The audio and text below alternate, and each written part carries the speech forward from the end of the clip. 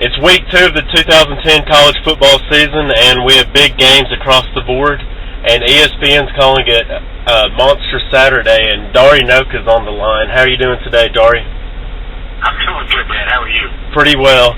Well, big games across the board, top 25, non-top 25, and it starts with Georgia, South Carolina. Don't you agree? In terms of SEC games, there's no question. I mean, that's obviously the big one.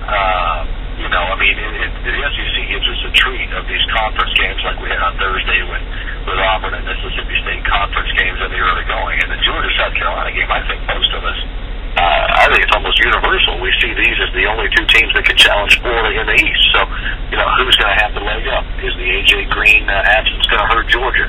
Is Stephen Garcia going to play a second consecutive really good game for Steve Spurrier? And I think those are all things we're looking forward to seeing. Well, I totally agree about the Florida aspect. I think that's primarily the decision I made voting Georgia number 1 in the preseason rankings at media days. I'm just not sold on Florida yet, but that can change very quickly, as we all know how the SEC plays out. Let's go to your alma mater, Oklahoma taking on Florida State. It's going to be a great game, probably the best game of the weekend. I kind of like. Yes,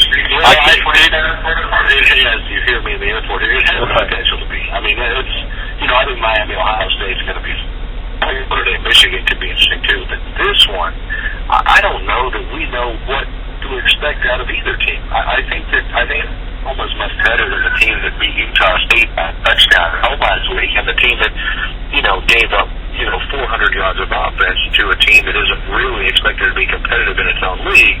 I don't think that's necessarily the truth of Oklahoma, although and I fear maybe just as an alum of the school is that defensive backfield got burned for big play after big play, and that is where Florida State must be licking its chops. Because we know Christian Ponder can throw it. We know that Christian Ponder has really it's on the outside. Now, is Oklahoma going to be able to stay with them? I think that's the key question on that side.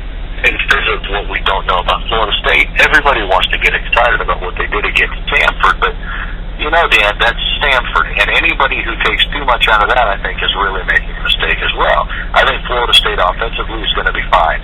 I think Florida State defensively, I think that's what we need to see. And for Oklahoma, they're going to run the ball. And that's the way that right now, I don't think that they're going to put too much in the hands of Landry Jones if DeMarco Murray is able to chew up yards. So I think Oklahoma can have success running. I think Florida State can have success throwing. And I think, in the end, I think it's going to be, it may end up being one of the better, fourth quarter type games of the weekend. I totally agree. I kind of see that game 34-27 in Oklahoma's favor. I'm very high on Oklahoma.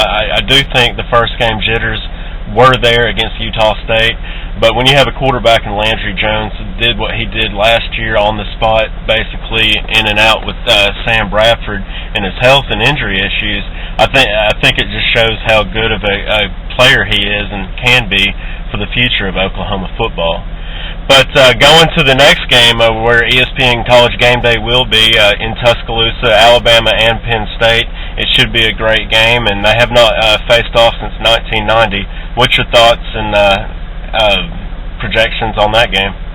Well, I think you saying it's a great game is probably more optimistic looking forward to a competitive game than I am. I am having a hard time finding a way that Penn State is really going to be able to hang in with Alabama for 4 quarters. I'm having a hard time seeing it now.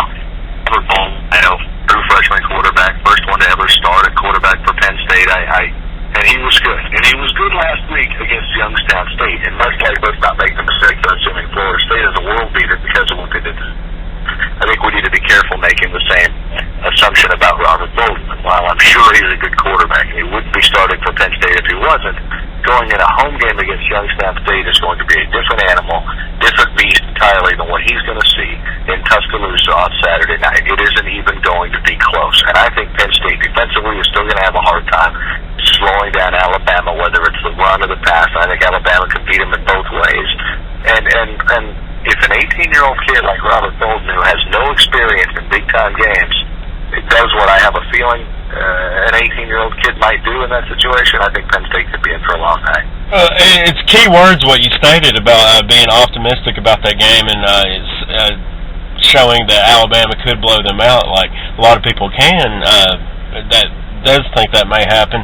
When I was in Tennessee this week, primarily all the Tennessee Volunteer fans think they can not even just play with Oregon, they can actually beat Oregon. Now, I don't see that. I keep telling them that they think they're very optimistic. I just don't see that much of a game. What's your thoughts on that game?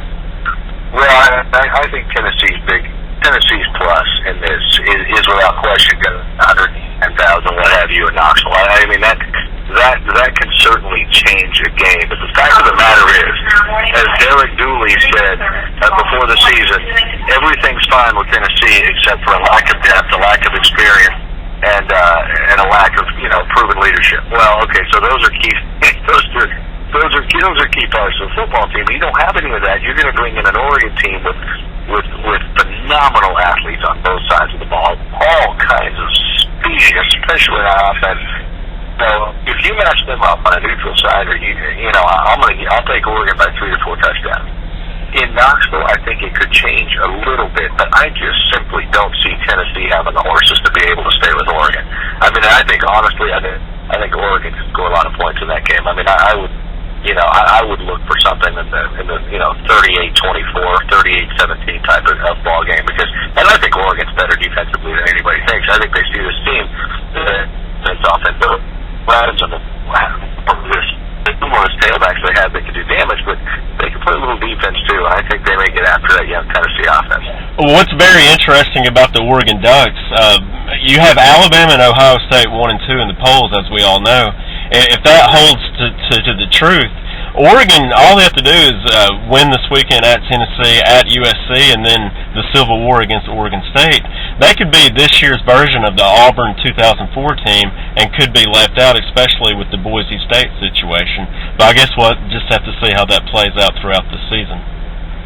Yeah, I mean, you watched Oregon last week, too, and I mean, I made the statement off the air that I said this team may win the Pac-10 by 3 games. I mean, who is going to be with them? Who's going to be competitive with them? Who's going to take a one-loss Pac-10 record into the final week or 2 of the season along with them? And I don't necessarily see anybody doing it. You look at them on paper, unless Darren Thomason is an inexperienced quarterback, ends up costing Oregon, it's going to be hard to see them losing, particularly in the Pac-10. Now, I mean, in these leagues, Stanford could jump up and pop them.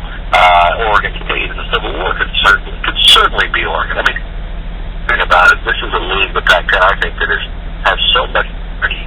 Now, is Oregon a step ahead of everybody else? It looks like right now, but it's tough to go out and project anybody to run the table, particularly with a rather inexperienced quarterback leading the way like they have. Well, Dari, thank you for coming on and talking a little college football for this enormous college football Saturday that takes place tomorrow. We would love to talk to you in a few weeks when the Oklahoma Sooners take on Texas and Dallas.